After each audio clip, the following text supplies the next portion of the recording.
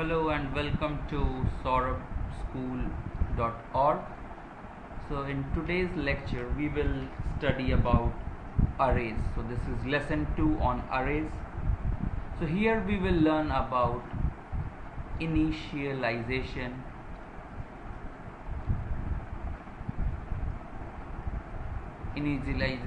of array.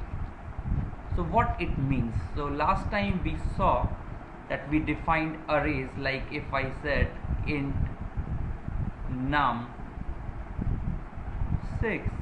so it means I have 6 integer variables and they are indexed from 0 to 5, and so memory is allocated for all of these in static manner.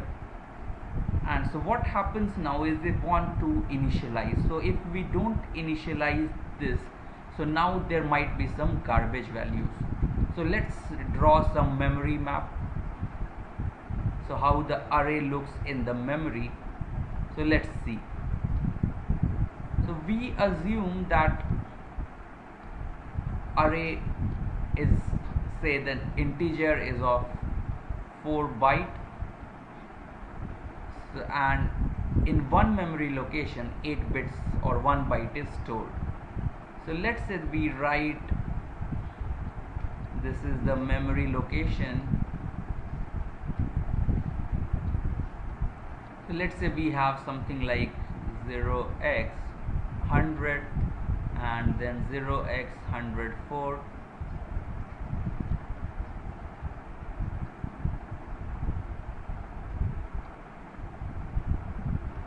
So these are the memory locations, and what happens now is, so let's see, so if we have num6, so it means now what happens is, so let's have this also.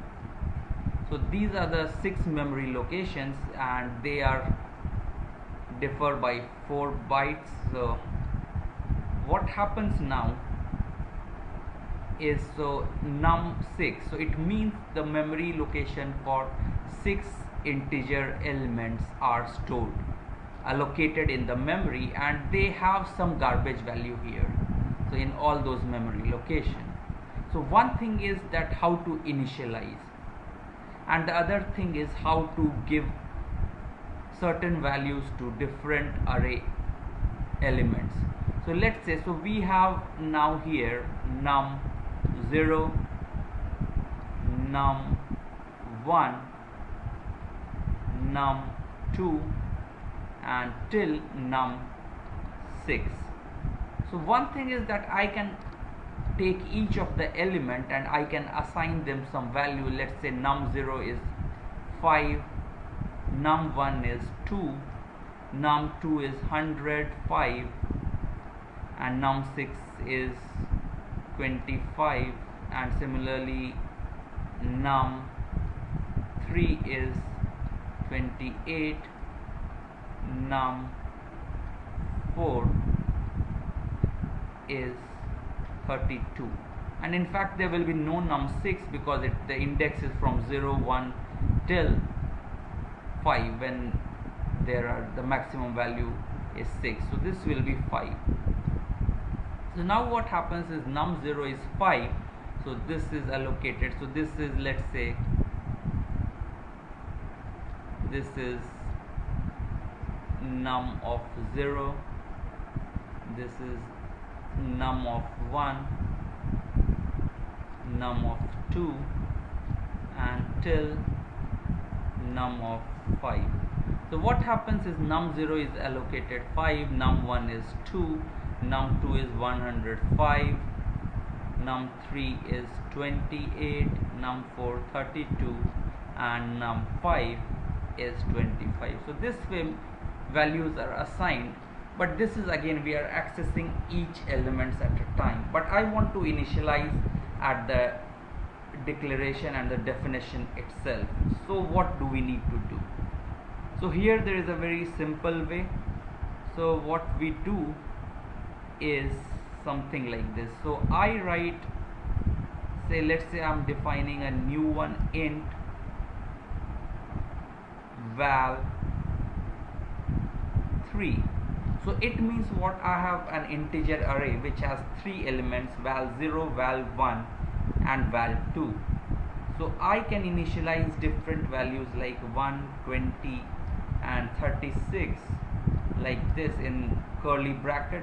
So what this statement means is, now I have val of 0 is equal to 1, val of 1 is equal to 20 and val of 2 is equal to 36. So this is a precise way of writing if I know the value beforehand itself. And another helpful thing is that, okay, if I just want to initialize all the values by some number, let's say 0, so I can write int value 5 is equal to, in curly brackets, just 1 0. So what it means now is that value 0 is equal to value 1 is equal to value 2, and it is all equal to value 4 is equal to 0. So all of them are assigned and initialized with value 0. So this is the way to initialize arrays. So now let's move on and let's see. So its basic idea is that I say that type of the array, data type, then the array name, and then I say the what is the size. So this is we declare, and to initialize we say list of all values. So list of values is assigned here. So let's see some more examples and take one float example. So I want to have an array of float of some total, and let's say it is 5. So I have 5 elements, and now I assign total 0 equal to 0.22, total 1 is equal to 0.31, total 2 is equal to 1.23, total 3 is equal to 5.68, and total 4 is equal to 1.273. So this way I can assign, so which means now let's say, so total 3 is now, so this is 0, 1, 2, 3, so this will be equal to 5.68. So this becomes now very simple to initialize the values.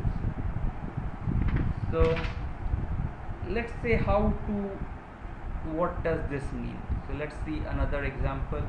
So I write char name, and I don't give any index here, so it means I don't have a maximum limit, and then I write something like J O H and N followed by /0. So what it means now is that because I have not defined the maximum elements, so it will take enough memory will be allocated to store all these values. So here we see,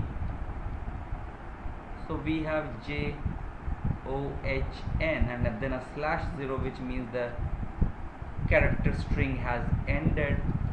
So it will be, the size will be 5. So this enough space for char name 5. So this is similar to storing 5 character arrays. So another way of writing this is char name to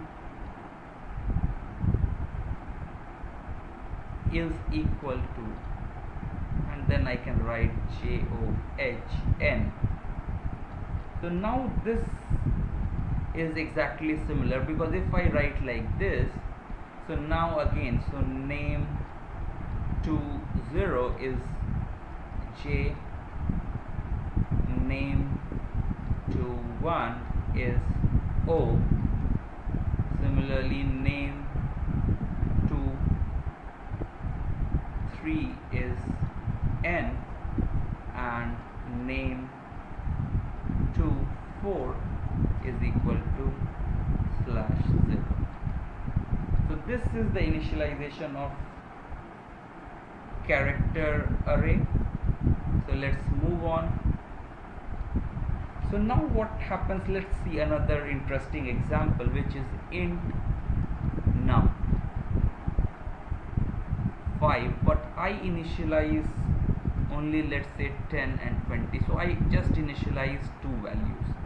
So in this case what happens is that the first two elements, so num of 0 will be 10, num of 1 will be 20.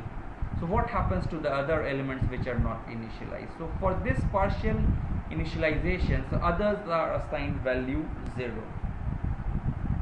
This means num of 2 is equal to num of 3 is equal to num of 4 is equal to 0.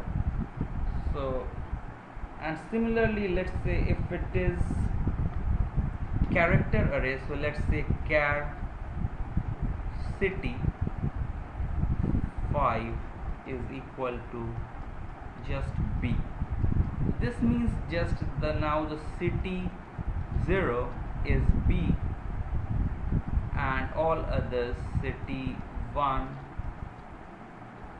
city 2, etc. till city 4 will be null. They are all null.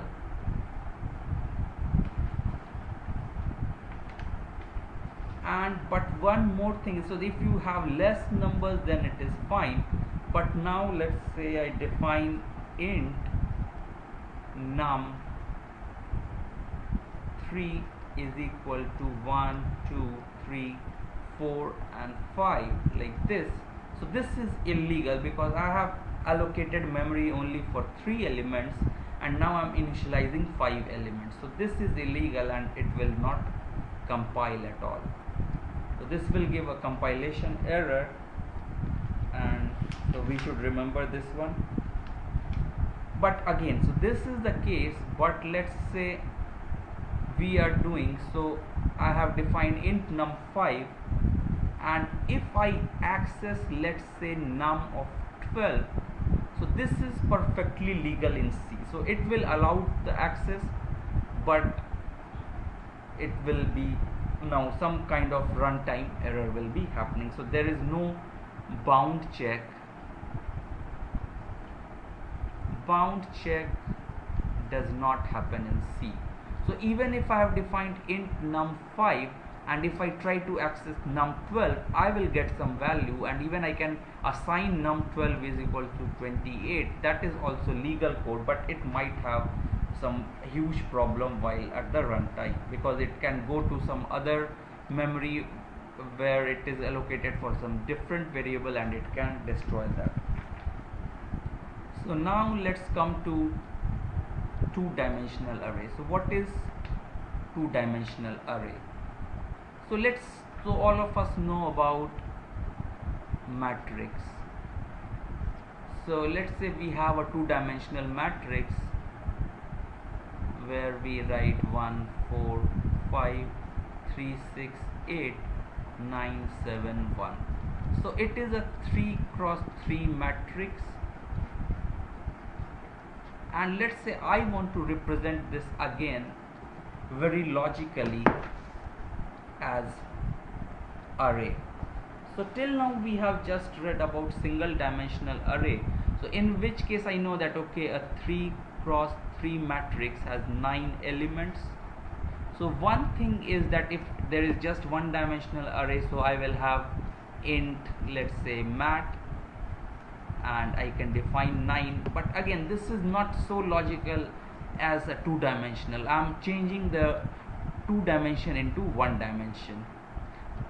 So something better would be like if I have int mat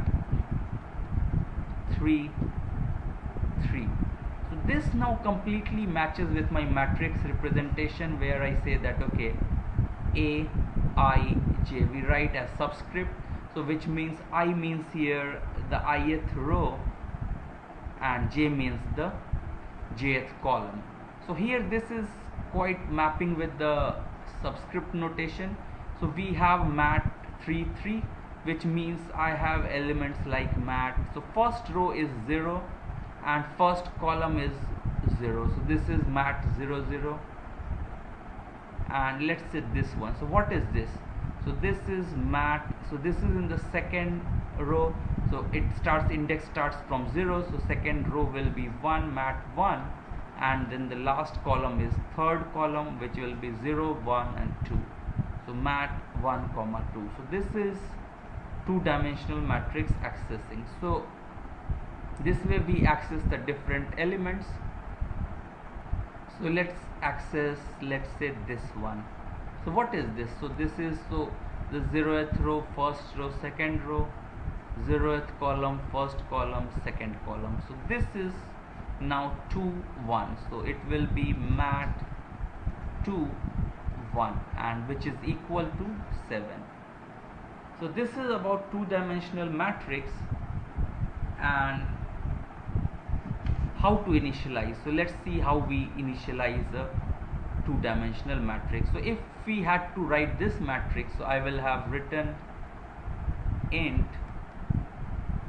mat 3 3 is equal to, so I will write something like, so first row will be represented in another braces open 1 4 5 braces closed, comma 3 6 8, then 9 7 1. So this way we can write initialize a two-dimensional matrix where each row which has 3 elements is given by inner braces, and so we have 3 rows here and it is represented like this. So this ends our lecture on two-dimensional matrix. If you like this video lecture, so you can go to www.saurabhschool.org, and if you like this videos, you can subscribe to the video channel, our video channel. Thanks a lot.